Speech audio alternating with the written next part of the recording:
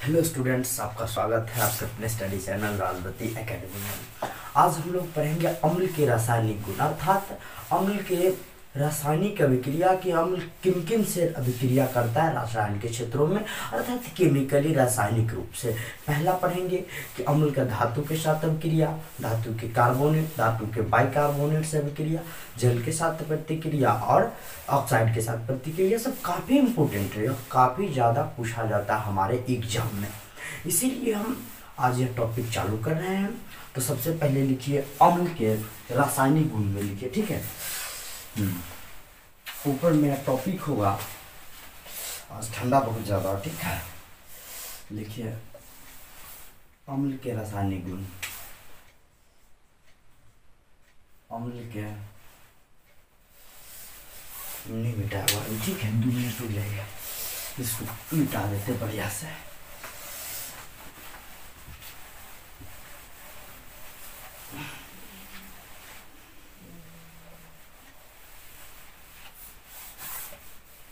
अब लिखिए रासायनिक गुण, लिखिए ऊपर केवल रासायनिक गुण लिख दीजिए, ठीक है।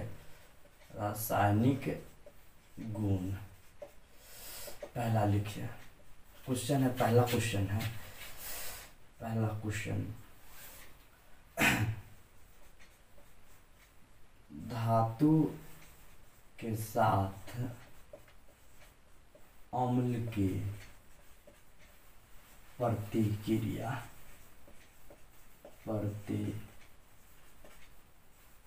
ठीक है। लिखिए कि धातु के साथ अम्ल की प्रतिक्रिया कैसे होती है। पहले लिखिए कि अम्ल, आंसर लिखिए, आंसर कि अम्ल धातु के साथ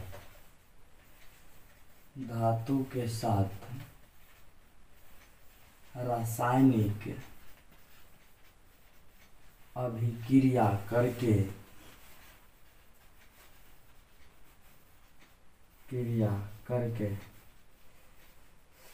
लवण और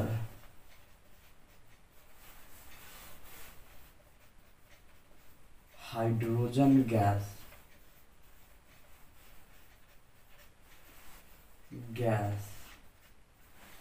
का निर्माण करती है, हाइड्रोजन और गैस का निर्माण करती है,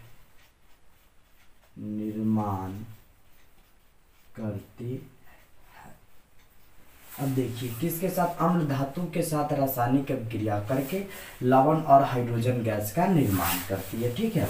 तब देखिए लवण और हाइड्रोजन गैस, तो इसका देखिए कि अम्ल प्लस धातु, अम्ल प्लस क्या आ जाएगा, धातु, साइन ऑफ की लवण प्लस हाइड्रोजन गैस, ठीक। तो अम्ल देखिए HCl एक प्रकार का क्या है, अम्ल है कि नहीं है, बिल्कुल है। धातु, सोडियम एक क्या ले लिए, धातु ले लिए तो सोडियम क्लोराइड बना, एक लवण बना, अब प्लस देखिए H, ½ H2 लिखिए या फिर सीधा H, यह हाइड्रोजन गैस मुक्त होता है, कहने का मतलब यह होगा, ठीक है। कंफ्यूजन नहीं हुईगा कि अम्ल धातु के साथ रासायनिक अभिक्रिया के प्रॉपर्टीज में हमने क्या पढ़ाया है कि अम्ल धातु के साथ रासायनिक अभिक्रिया करके हाइड्रोजन गैस मुक्त करता है, सेम वही बात तो हुई है, लेकिन यह हो रहा है कि अम्ल धातु के साथ रासायनिक अभिक्रिया लवण और हाइड्रोजन गैस, ठीक है। लवण का निर्माण और हाइड्रोजन गैस भी निर्माण ही तो हुआ, उत्सर्जित मतलब क्या, निर्माण करेगा तब तो उत्सर्जित होगा, हुआ कि नहीं हुआ, बिल्कुल सही है। तो यानी कि लवण प्लस हाइड्रोजन गैस को मुक्त करता है, सेम वही है कि अम्ल धातु के साथ रासायनिक अभिक्रिया करके लवण और हाइड्रोजन गैस का निर्माण करती है, ठीक, समझ गए। दूसरा एग्जांपल देखिए, इसी में एग्जांपल दूसरा देखिए कि यह क्या एसिटिक एसिड है, इसको लिख दीजिएगा एसिटिक एसिड, एसिटिक अम्ल क्या है, अम्ल, ऑर्गेनिक हम लोग पढ़े हैं, और ठीक। इसके बाद देखिए इसका रिएक्शन सोडियम के साथ कराते हैं, इसके साथ सोडियम के, धातु एक सोडियम, तो सोडियम एसीटेट बना देती है, देखिए CH3COONA प्लस ½ H2। अब कहिएगा sir why you right the ½ H2, आप ½ H2 क्यों लिखते हो, तो ½ H2 कहने का मतलब एक हाइड्रोजन, एक हाइड्रोजन ऐसे भी लिख सकते हैं या फिर हाफ H2 भी लिख सकते हैं। और यह साइन दे दीजिएगा, यह मुक्त होने का साइन है कि हाइड्रोजन गैस क्या होता है, मुक्त होता है। देखिए ठीक, अब इसको एसीटेट, तो इसको सोडियम एसीटेट कहते हैं। इसको क्या कहते हैं, sodium acetate, sodium acetate, acetate. CH3COONA का सूत्र होता है, यही सोडियम एसीटेट इसका नाम होता है। एक प्रकार का लवण है और हाइड्रोजन गैस भी क्या हो गया, मुक्त हो गया।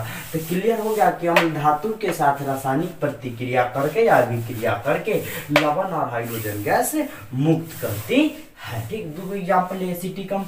आप कहेगा सर दो एग्जाम्पल, एक और एग्जाम्पल दीजिए, जितना एग्जाम्पल है लेते जाइए। ठीक है, उससे कोई दिक्कत नहीं है, जगह तो मेरे पास भी कम है। सबसे पहले इसको नोट कर लीजिए। ठीक, तब हम पढ़ाते हैं अगला एग्जाम्पल के बारे में। ठीक, नोट कर लिए हुआ सबसे पहले।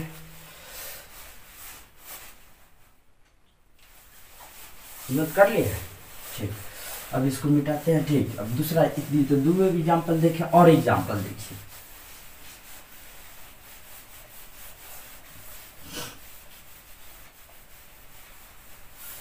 और एग्जाम्पल देखिए। अब H2SO4 सल्फ्यूरिक अम्ल है। अब इसका रिएक्शन हम Zn के साथ करा दिए, जिंक के, तो क्या बनेगा, ZnSO4 plus H2 hydrogen gas मुक्त हो गया। देखिए यह सल्फ्यूरिक अम्ल है, सल्फ्यूरिक अम्ल, ठीक। और यह क्या है, जिंक है। जिंक एक धातु है। यह क्या बना, जिंक सल्फेट, क्या बना, जिंक सल्फेट। और यह हाइड्रोजन गैस क्या हो गया, मुक्त हो गया। ठीक, लिख लीजिए इसको भी।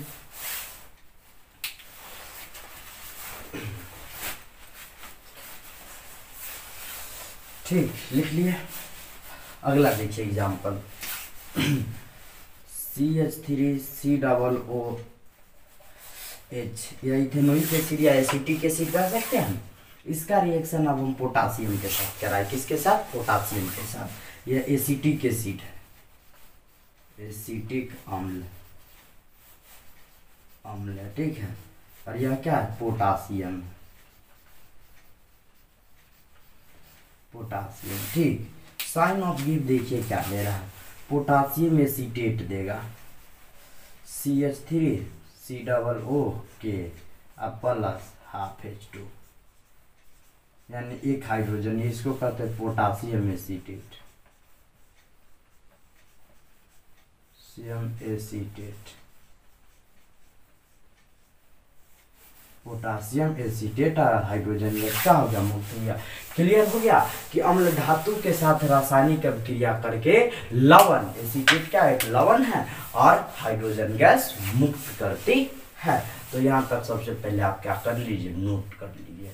अगला क्वेश्चन है कि धातु के कार्बोनेट एवं बाइकार्बोनेट से अम्ल की प्रतिक्रिया। ठीक, अगला क्वेश्चन मेरे पास वही है। ठीक, सबसे पहले इसको क्या कर लीजिए, नोट आप कर दीजिए। इसको आप क्या कर लीजिए, नोट कर लीजिए। सबसे पहले नोट कर ली हुईगा इसको। अब लिखिए अगला क्वेश्चन कि धातु के कार्बोनेट और बाइकार्बोनेट से अम्ल की प्रतिक्रिया। ठीक, लिखिए अगला क्वेश्चन है कि धातु के कार्बोनेट, कार्बोनेट एवं बाइकार्बोनेट, कार्बोनेट से अम्ल की अभिक्रिया, अम्ल की अभिक्रिया, अभिक्रिया। ठीक,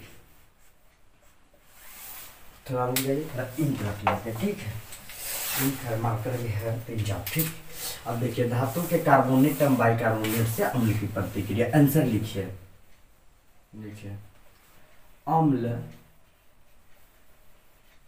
धातु के कार्बोनेट, धातु के कार्बोनेट ठीक है, कार्बोनेट एवं धातु के कार्बोनेट एवं धातु के बाइकार्बोनेट से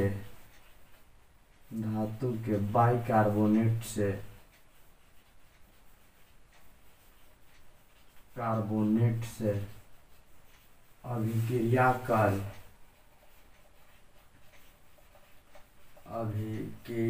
कर लवण जल, ठीक है, लवण जल और कार्बन डाइऑक्साइड मुक्त करती है। कार्बन डाइऑक्साइड ठीक है, मुक्त करती है।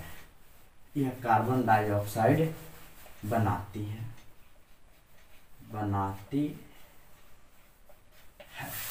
अम्ल धातु के कार्बोनेट, तो पहला देखिए कार्बोनेट के साथ, पहला देखिए इसका धातु के कार्बोनेट से, धातु के कार्बोनेट पहला इसका एग्जांपल देखिए H2, ठीक है, सॉरी H2CO3, इसको कार्बोनिक एसिड कहते हैं। क्या कहते हैं? कार्बोनिक। धातु के कार्बोनेट कोई ले लीजिए, ठीक है, जैसे कि Na2CO3 हमने ले लिया, ठीक है, Na2CO3 या कोई दूसरा भी हम ले सकते, ठीक है, जैसे कि HCl हम ले लिए। और धातु के कार्बोनेट मतलब Na2CO3 होता है, कार्बोनेट CO3 होता है कि नहीं? बिल्कुल होता है कार्बोनेट का सूत्र। और इसी के साथ अगर आप कोई धातु जोड़, जैसे कि ZnCO3, तो जिंक कार्बोनेट आ गया, तो हम ZnCO3 जोड़ दिया। तो sign of ZnCl2, zinc chloride यहाँ पे 2 लगा दीजिए, प्लस H2O बनेगा, अब प्लस CO2 बनेगा। CO2 गैस मुक्त होता है, ठीक है, CO2 गैस क्या होता है? मुक्त होता है। यह हाइड्रोक्लोरिक अम्ल है, यह लिख दीजिएगा, हाइड्रोक्लोरिक अम्ल, ठीक, इसको लिख दीजिएगा जिंक कार्बोनेट,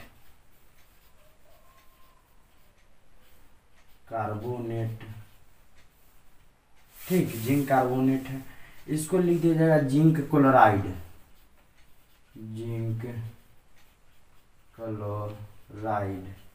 इसको लिख दीजिएगा जल। इस तक जानते हैं कार्बन डाइऑक्साइड, जानते हैं कि नहीं? बिल्कुल जानते हैं। तो यही क्या है? लवण है, यह जल है, और यह तो कार्बन डाइऑक्साइड। तो क्या कहता है? अम्ल धातु के कार्बोनेट, तो जिंक कार्बोनेट ये क्या धातु के कार्बोनेट है कि नहीं? तो बिल्कुल है। तो अम्ल धातु के कार्बोनेट से अभिक्रिया कर लवण जल और कार्बन डाइऑक्साइड मुक्त करता है, ठीक। ये रिएक्शन में तो कोई दिक्कत नहीं ना होगा, कोई दिक्कत नहीं हुआ, ठीक। तो पहला हमने क्या किया? समझ लिया कि अम्ल धातु के कार्बोनेट से अभिक्रिया कर लवण जल और कार्बन डाइऑक्साइड। यह तो पहला, इसका पहला का पहला एग्जाम्पल था। अब इसका और एग्जाम्पल देंगे, ठीक है। सबसे पहले आप नोट इतना तक कर लीजिए, ठीक। नोट सबसे पहले क्या कर लीजिए? इतना तक आप कर लीजिए।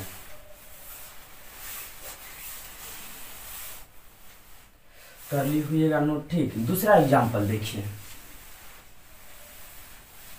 पहला एग्जाम्पल तो हमने देखा, दूसरा एग्जाम्पल देखिए। अभी कार्बोनेटे में चल रहे हैं, ठीक है। एक का दूसरा एग्जाम्पल, एक का कितना? दूसरा एग्जाम्पल। अब देखिए sulphuric acid H2SO4 sulphuric acid होता है। अब इसका रिएक्शन हम किसके साथ कर दिए? Na2CO3 सोडियम कार्बोनेट के साथ। किसके साथ? सोडियम कार्बोनेट के साथ। तो देखिए यह क्या बना देता है? Na2SO4 sodium sulphate plus H2O बनेगा प्लस CO2 बनेगा। तो यह सर कैसे बना देते? देखिए, तो यह H2 है, पहले यह SO4 और यह Na2 आसानी के साथ मिलेगा। तो आप पूछ सकते हैं कि सर Na2 और SO4 यहाँ पे कैसे आ गया? हम NaSO4 काहे नहीं लिख सकते हैं? पूछ सकते हैं, बिल्कुल पूछ सकते हैं, आपका अधिकार है, मौलिक अधिकार है आपका। तो NaSO4, Na के पास संयोजकता 1 होता है। देखिए यहाँ पे समझिए, संयोजकता कितना होता है, 1 होता है। और SO4 सल्फेट के पास कितना होता है, 2 होता है संयोजकता। ठीक है, तो इस प्रकार जब हम क्रॉस गुना कर देते हैं तो क्या बना देता है, Na2SO4 बना देता है।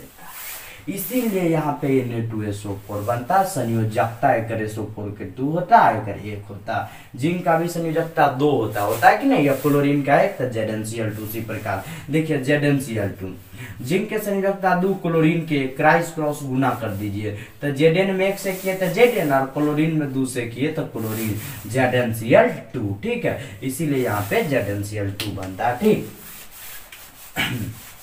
तो यह तो समझ में आ गया होगा कि Na सल्फेट, तो यहाँ पे लिख दीजिए। ठीक, यह के इसको लिख दीजिएगा सल्फ्यूरिक एसिड, सल्फ्यूरिक एसिड, फ्यूरिक अम्ल, सल्फ्यूरिक अम्ल। इसको लिख दीजिएगा sodium carbonate, sodium carbonate, carbonate. इसका नाम है सोडियम सल्फेट।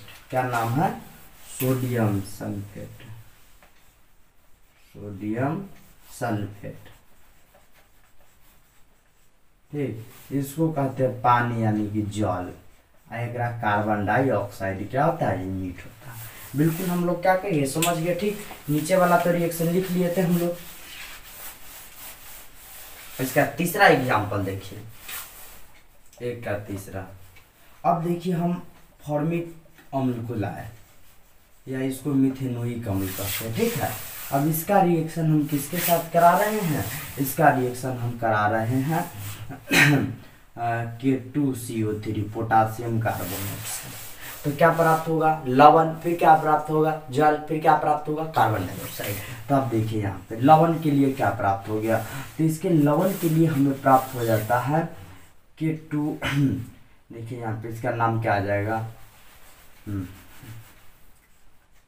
KHCO। ठीक, और O के बाद K हो जाता है। ठीक है, HCO के अब प्लस उसके बाद आ जाता है H2O, अब प्लस क्या आ जाएगा, CO2, प्लस क्या आ जाता है, तो CO2 आ जाता है। ठीक है, प्लस क्या आ जाता है, तो प्लस CO2 आ जाता है। इसको क्या कहते हैं, फॉर्मिक अम्ल कहते हैं। क्या कहते हैं, फॉर्मिक अम्ल। इसको कहते हैं फॉर्मिक अम्ल, फॉर्मिक एसिड। ठीक है, इसको फॉर्मिक एसिड कहते हैं। इसको हम कहते हैं हम लोग potassium carbonate, potassium carbonate, potassium carbonate. ठीक है, पोटासियम कार्बोनेट इसे हम लोग कहते हैं, क्या कहते हैं, पोटासियम कार्बोनेट। अब इसको कहते हैं पोटासियम। देखिए इसको फॉर्मिक पोटासियम, यानी कि यह क्या आ जाएगा, के है RH है, तो ये तो पोटासियम का रूप है कि नहीं है। तो इसका नाम जो हो जाता है फॉर्मिक एसिड के नाम पर, इसका नाम हो जाएगा, जैसे कि फॉर्मिक एसिड यहाँ पे होगा तो फॉर्मिक एसिड, तो इसका नाम हुआ पोटासियम फॉर्मेट। ठीक है, पोटासियम फॉर्मेट इसका नाम। या जैसे कि CH3 आ जाए और COON, इसको क्या कहते हैं, सोडियम एसीटेट कहते हैं, तो पोटासियम फॉर्मेट एक कहते हैं। देखिए पोटासियम फॉर्मेट कहते हैं, फॉर्मेट, पोटासियम फॉर्मेट। और यह जल और कार्बन डाइऑक्साइड। तो धातु के कार्बोनेट से भी क्या क्या रहा है, रिएक्शन कराए हैं कि जब अम्ल धातु के कार्बोनेट या बाइकार्बोनेट से रासायनिक अभिक्रिया करती है तब लवण प्राप्त होता है, जल प्राप्त होता है और कार्बन डाइऑक्साइड। तो यह तो हम लोग क्या करेंगे, बिल्कुल समझ गए। अब देखिए धातु के तो कार्बोनेट था ये सब, अब देखिए धातु के बाइकार्बोनेट का एग्जाम्पल। ठीक, इतना आप क्या कर लीजिए, सबसे पहले नोट कर लीजिए। बिल्कुल इतना क्या होगा, समझ में आ गया होगा, कोई दिक्कत नहीं हुई होगी। ठीक है, सबसे पहले क्या कर लीजिए, इतना आप नोट कर लीजिए। तीसरा एग्जाम्पल देखिए उसका। ठीक है, तीसरा एग्जाम्पल देखिए इसका सल्फ्यूरिक एसिड का। ठीक है, तीसरा एग्जाम्पल इसका देखिए कि यह क्या CH3COOH है, इसको एसिटिक एसिड कहते हैं, एसिटिक अम्ल। ठीक है, अब इसका रिएक्शन किसके साथ हम लोग करा दिए, K2CO3 के साथ, सॉरी इसका रिएक्शन हम करवा दिए K2CO3 पोटासियम कार्बोनेट के साथ, ठीक है। तो क्या प्राप्त होगा, potassium acetate CH3C double O K, यहाँ पे 2 लगा दो, यहाँ पे भी 2 लगा दीजिए, ठीक है। यहाँ पे 2 लगा दीजिए प्लस, उसके बाद हमारे पास H2O आ जाएगा अब प्लस CO2। देखो पहले बैलेंस करके देखो, 3 दूना 6 2 8 गो हाइड्रोजन है, 3 दूना 6 2 8 गो हाइड्रोजन है, दोनों बगल 8 गो दे, 3 दूना 6 2 8, यहाँ भी 3 दूना 6 2 8 गो ऑक्सीजन, 2 दूना 4 3 7, 2 दूना 4 5 5 2 7, यानी कि अब देखिए एसिटिक एसिड है, इसको कहते हैं पोटासियम कार्बोनेट, पोटासियम कार्बोनेट, ठीक है, कार्बोनेट। अब इसको कहते हैं पोटासियम एसीटेट, पोटासियम एसीटेट, क्या कहते हैं, पोटासियम एसीटेट, एसीटेट, ठीक है, पोटासियम एसीटेट। एक तो जल जानता है, कार्बन डाइऑक्साइड मुक्त होगा। अब यानी कि 3 एग्जाम्पल हम लोग बिल्कुल क्या कर गए, समझ गए कि किस प्रकार इसका रिएक्शन हुआ, कि यानी कि जब अम्ल धातु के कार्बोनेट या बाइकार्बोनेट से क्रिया करती है तो लवण, जल और कार्बन डाइऑक्साइड प्राप्त होता है। तो यह तो केवल हम लोग देखे अभी धातु के कार्बोनेट का, धातु के बाइकार्बोनेट का आप देखिए, ठीक है। ये क्या करें, सबसे पहले इतना नोट कर लीजिए 3 गो एग्जाम्पल, ठीक है, मिटाते हैं अब, ठीक। अब देखिए धातु के बाइकार्बोनेट,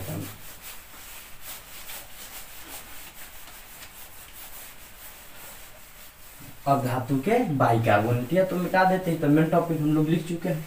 अब देखिए धातु के बाइकार्बोनेट, धातु के बाइकार्बोनेट, बाइकार्बोनेट,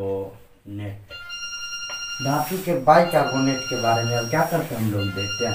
पहला जैसे कि NaHCO3 है, इसको क्या कहते हैं, सोडियम बाइकार्बोनेट, सोडियम बाइकार्बोनेट, क्या कहते हैं, सोडियम बाइकार्बोनेट कहते हैं, क्या कहते हैं, सोडियम बाइकार्बोनेट कहते हैं किसको, तो इसको हम कहते हैं सोडियम बाइकार्बोनेट कहते हैं, ठीक, सोडियम बाइकार्बोनेट इसे कहते हैं।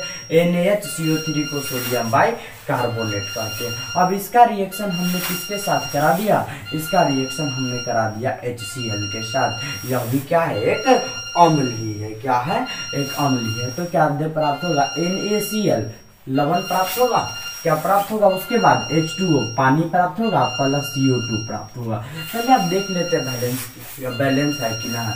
एगो हाइड्रोजन एटम यहाँ पे है, एगो हाइड्रोजन, 2 गो हाइड्रोजन, 2 गो यहाँ पे ऑक्सीजन है, तो 3 गो ऑक्सीजन यहाँ पे, 3 गो यहाँ पे भी 3 गो।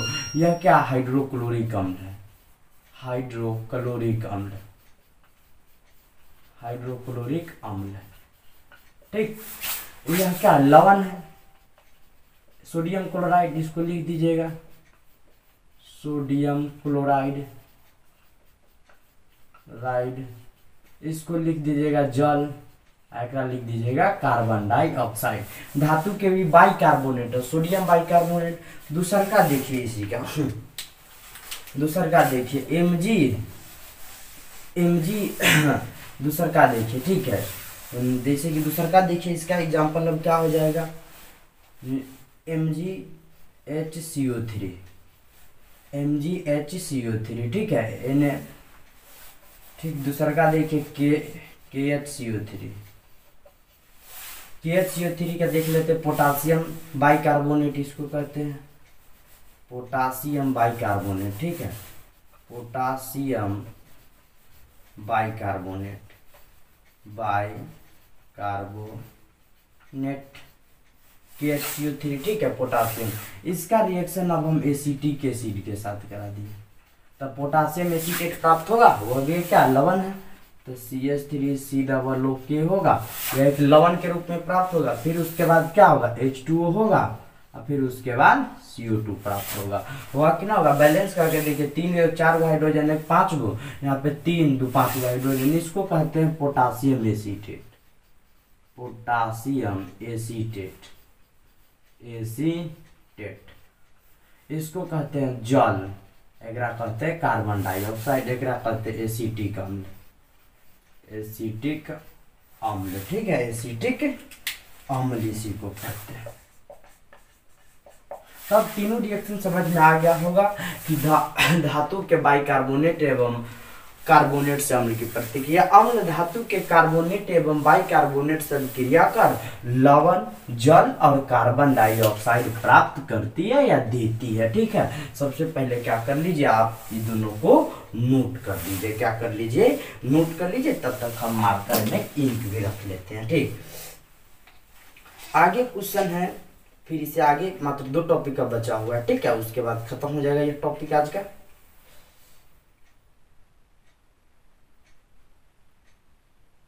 ठीक, नोट कर लीजिएगा। ठीक,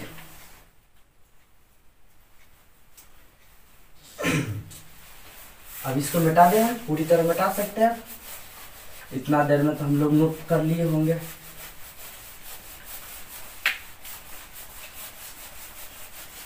अब देखिए अगला क्वेश्चन। अगला क्वेश्चन देखिए। अगला क्वेश्चन कह रहा है कि धातु के ऑक्साइड से अम्ल की अभिक्रिया। धातु के ऑक्साइड से अम्ल की प्रतिक्रिया। अम्ल की प्रतिक्रिया। ठीक है, लिखिए आंसर में लिखिए। अम्ल धातु के, जब अम्ल की प्रतिक्रिया, सीधे लिखिए, पहले रुकिए, थोड़ा सा स्टेटमेंट बढ़िया रहेगा। जब अम्ल की प्रतिक्रिया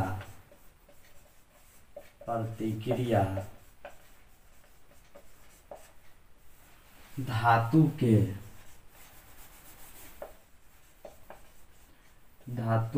ऑक्साइड से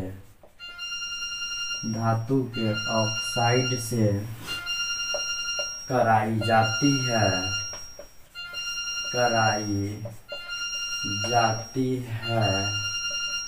तब लवण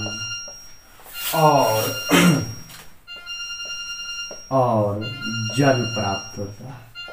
तब लवण और जल प्राप्त होता है। ठीक है, क्या क्वेश्चन कह रहा है कि धातु के ऑक्साइड से अम्ल की प्रतिक्रिया। तो जब अम्ल की प्रतिक्रिया धातु के ऑक्साइड से कराई जाती है तब लवण और जल प्राप्त होता है। तो पहला एग्जाम्पल देखिए क्या कह रहा है। पहला एग्जाम्पल ये होगा कि अम्ल प्लस धातु के ऑक्साइड,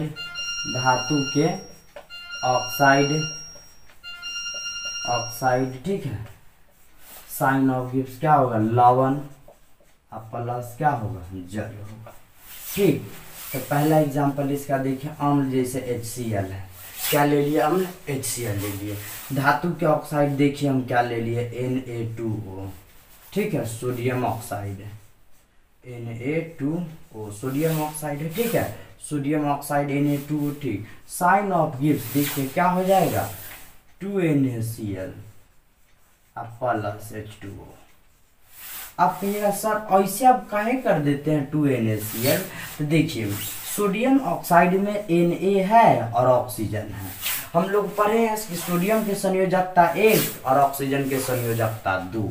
इसको गुना कर दीजिए तो Na2 होगा और O होगा, यह Na2O। तो बैलेंस करने के लिए हमको कुछ चाहिए कि नहीं। अब देखिए सोडियम क्लोराइड है, देखिए यहाँ पे अगर सीधे हम लिखते हैं सोडियम क्लोराइड, ये क्या बैलेंस है, नहीं ना बैलेंस है। पहले यहाँ पे देखिए सोडियम क्लोराइड प्लस वाटर लिख दिए। अब ये बैलेंस नहीं है तो बैलेंस करने के लिए किधर करना होगा, यहाँ पर एगो क्लोरीन है, यहाँ पे भी एक क्लोरीन है, यहाँ पे एगो सोडियम है, 2 सोडियम है, यहाँ पे एगो ऑक्सीजन है, एगो ऑक्सीजन है, यहाँ पे 2 हाइड्रोजन है। हाइड्रोजन 2 के लिए 2 इसमें लगा देंगे। 2 हाइड्रोजन जब भी होगा तो क्या 2 क्लोरीन हुआ, यहाँ भी 2 हमको क्या पड़ेगा, लगाना पड़ेगा। यह बैलेंस संतुलित रासायनिक अभिक्रिया। इसको लिखिए हाइड्रोक्लोरिक अम्ल, हाइड्रोक्लोरिक अम्ल, ठीक है। इसको लिखिए सोडियम ऑक्साइड,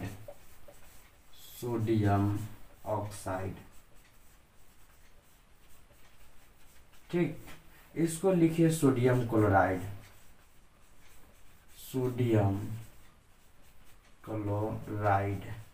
इसको लिखिए पानी अर्थात जल। तब देखिए संतुलित, देखिए जब अम्ल की प्रतिक्रिया धातु के ऑक्साइड से कराई जाती है तब लवण और जल, लवण हो गया, जल प्राप्त हुआ कि नहीं है, बिल्कुल क्लियर हो गया हम लोग, कोई दिक्कत नहीं ना। सोडियम ऑक्साइड धातु की तो ऑक्साइड है कि नहीं है, तो बिल्कुल हम लोग को ये क्लियर हो गया, ठीक है, क्लियर हो गया ये। अगला टॉपिक लिखिए, अगला लिखिए था, एक और एग्जाम्पल लिखाते हैं, एग्जाम्पल 2-3 करवाते प्रैक्टिस इस पर, ठीक। सबसे पहले इतना तो नोट कर लिए हुईगा, ठीक। इसको मिटाते हैं, नोट कर लीजिएगा सबसे पहले, जितना जल्दी जल्दी क्या कर लीजिए, नोट कर लीजिए। इसको क्या कर लीजिए आप, नोट कर लीजिए, थोड़ा सा टाइम देते हैं उतारने के लिए, उतार लीजिए इसको ऊपर, नोट कर ली हुईगा आप, ठीक। अब देखिए आगे, आगे एग्जाम्पल, अब देखिए H2SO4 ले लिए, इसको सल्फ्यूरिक अम्ल कहते हैं, फ्यूरिक अम्ल, ठीक है। अब इसका रिएक्शन हम किसके साथ करा दे, धातु के ऑक्साइड, कैल्शियम ऑक्साइड, धातु के ऑक्साइड है कि नहीं है, कैल्शियम ऑक्साइड, कैल्शियम ऑक्साइड। कहिएगा सर बिल्कुल तो है, आपका बात एकदम सही चल रहा है, धातु के ऑक्साइड है, ठीक। अब जब भी इसे तो क्या कर रहा है, लवण प्राप्त होता और जल प्राप्त होता, तो लवण CaSO4 प्राप्त होगा, कैल्शियम सल्फेट, कैल्शियम सल्फेट होगा कि नहीं प्राप्त होगा, तो बिल्कुल होगा, कैल्शियम सल्फेट लवण है। अब देखिए एगो H2 और ये O2, तो H2O बनेगा, बनेगा कि नहीं बनेगा, यहाँ पे यह H2 और यह O क्या बनेगा, H2 अर्थात जल का निर्माण होगा, किसका निर्माण होगा, जल का निर्माण होगा। तो यहाँ पे क्या करेंगे हम लोग, समझ गया बिल्कुल, कि अब तो समझ गया कि जब अम्ल की प्रतिक्रिया धातु के ऑक्साइड से कराई जाती है, ठीक, जब अम्ल की प्रतिक्रिया धातु के ऑक्साइड से कराई जाती है तब लवण और जल प्राप्त होता है। दूसरा एग्जाम्पल था, तीसरा एग्जाम्पल देखिए, तीसरा एग्जाम्पल यह क्या करते हैं, मिटा देते हैं। तीसरा एग्जाम्पल देखिए, इसका नाम अब देखिए, यह CH3COOH, इसको कहते हैं एसिटिक एसिड, क्या कहते हैं, एसिटिक अम्ल। अब देखिए इसका रिएक्शन किसके साथ करा दिए, हम इसका रिएक्शन करा दिए MgO के साथ, मैग्नीशियम ऑक्साइड के साथ करा, मैग्नीशियम ऑक्साइड के साथ करा दिए, मैग्नीशियम ऑक्साइड के साथ करा दिए, ठीक है, मैग्नीशियम किसके साथ करा दिए, ऑक्साइड के साथ। अब देखिए तो मैग्नीशियम ऑक्साइड के साथ कराने पर क्या बनेगा, ठीक है। देखिए मैग्नीशियम Mg, देखिए CH3COOMg का निर्माण कर देगा, लेकिन यहाँ का 2 लगाना पड़ेगा, क्योंकि सबका वैलेंसी होता है 1, मैग्नीशियम का वैलेंसी 2, क्राइस क्रॉस हो जाएगा, इसीलिए क्या हो जाएगा, 2 आगे हमको लगाना पड़ेगा, ठीक है। तो इसको मैग्नीशियम एसीटेट कहते हैं, आप प्लस H2O2 यानी कि 2H2O का निर्माण होगा। देखिए प्लस क्या हो जाएगा, H2O अर्थात 2H2O, 2H2O बैलेंस करके देख लीजिए। अब बैलेंस कर लीजिए, ठीक है, 3 दूना 6 और 2 8 हुआ हाइड्रोजन, 3 दूना 6 और 4 के 2 एगो हाइड्रोजन होगा, 10 गो हाइड्रोजन होगा, 2 दूना 4 1 5, 2 दूना 4 1 5, सही है। इसको कहते हैं मैग्नीशियम एसीटेट, मैग्नीशियम एसीटेट कहते हैं, एसीटेट कहते हैं, ठीक है। और इसको तो हम लोग क्या कहते हैं, जल। तो अब तो क्लियर हो गया कि जब अम्ल की प्रतिक्रिया धातु के ऑक्साइड से कराई जाती है तब लवण और जल प्राप्त होता है, ठीक। यहाँ तक आप क्या कर लीजिए, नोट कर लीजिए। एक क्वेश्चन और है कि अम्ल की अभिक्रिया जल से कराएं, ठीक।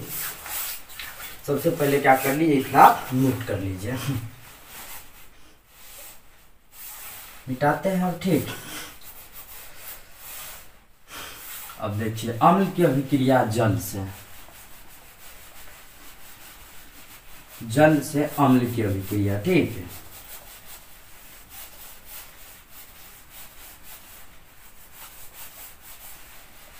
अब देखिए अगला अम्ल की अभिक्रिया जल से, अंतिम टॉपिक है ये, ठीक है। अम्ल की प्रतिक्रिया जल से या जल की प्रतिक्रिया अम्ल से। ठीक है, अब क्वेश्चन आंसर लिखिए पहले। जब अम्ल की प्रतिक्रिया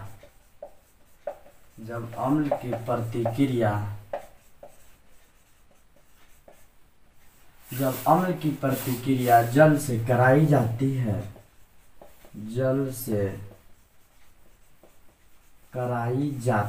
ठीक है, जब अम्ल की प्रतिक्रिया जल से कराई जाती है तब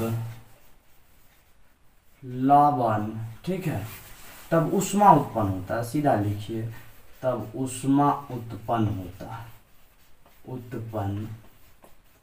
होता तब क्या होता है?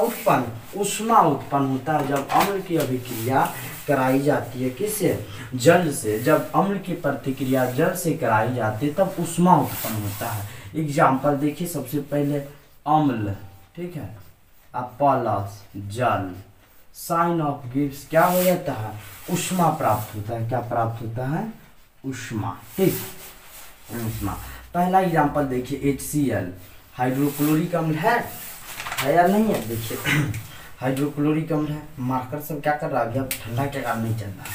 HCl, अब इसका रिएक्शन H2O के साथ करा दिए। ठीक, तब देखिए क्या प्राप्त होता है हमारे पास प्राप्त हो जाता है प्राप्त होता है hydronium ion H3O plus Cl minus, ठीक है, प्लस ऊष्मा प्राप्त हो गया। देखिए H2O इस हाइड्रोजन से कंबाइन कर हाइड्रोनियम आयन बना लेगा और उसको क्लोराइड आयन कहते हैं। ठीक है, तो इसको हम पूरा क्या करते हैं? लिखते हैं। 2 मिनट के बाद आप रुक जाइए, हम मार्कर में क्या रख लेते हैं? इंक रख लेते हैं। ठीक है, 2 मिनट क्या करिए, रुक जाइए और मार्कर में भी इंक रख लेते हैं। मेरा अलार्म घड़ी भी बजता है। ठीक है, देखिए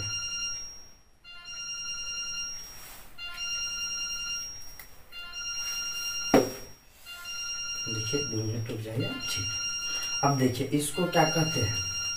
इसको कहते हैं हम लोग हाइड्रोक्लोरिक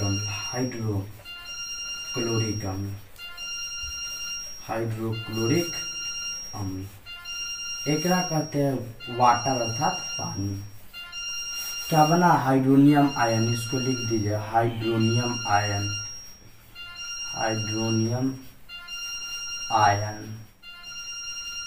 ठीक है, इसको लिख दीजिए क्लोराइड आयन।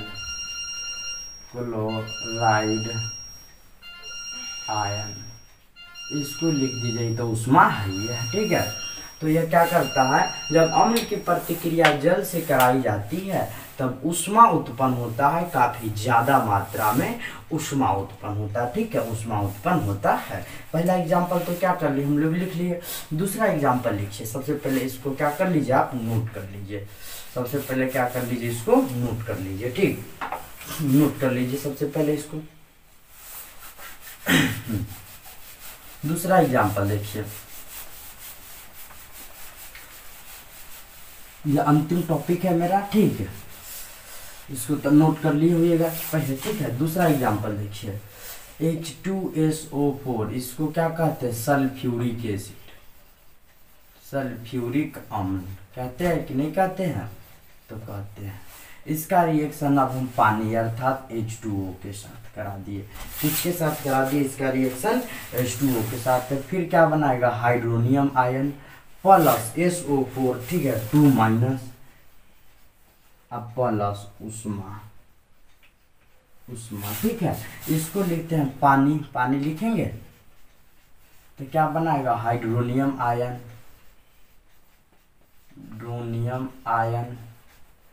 ठीक है, क्या है? Hydronium ion. उसके बाद ठीक है, इसको लिखते हैं सल्फेट आयन। इसको लिखते हैं सल्फेट आयन और इसको ऊष्मांकित। ठीक है, तो यह रिएक्शन मेरा क्या हो गया? कंप्लीट हो गया। अब देखिए, जब हम लोग एक बात समझ लीजिए कि कभी भी पानी को अम्ल में न मिला, ठीक है, क्योंकि काफी ज्यादा मात्रा में वह ऊष्मा उत्पन्न कर देगा। कभी भी अम्ल को पानी में मिलाएं, ठीक है, यह बात याद रखिएगा। आगे हम पढ़ाएंगे कि H2O H2SO4 और HNO3 में पानी डालने पर क्या प्रभाव पड़ता है। यह तो हम लोग समझ गए कि अम्ल की प्रतिक्रिया पानी के साथ कराते हैं तो ऊष्मा उत्पन्न होता है, ठीक। यहाँ तक क्या करेंगे हम लोग बिल्कुल समझ गए। तो सबसे पहले इतना क्या कर लीजिए, आप नोट कर लीजिए, और आज की क्लास में हम लोग इतना ही तक पढ़ेंगे। तो आज की क्लास में हम लोग इतना ही तक पढ़ेंगे। हमें इजाज़त दीजिए, और अच्छा लगे आपको पढ़ाई तो सबसे पहले नए हो तो सब्सक्राइब कर दीजिएगा, और लाइक भी कर दीजिएगा, और शेयर भी कर दीजिएगा अपने फेसबुक पर, व्हाट्सएप पर, ग्रुप में शेयर कर दीजिएगा। जय हिंद, जय भारत दोस्तों।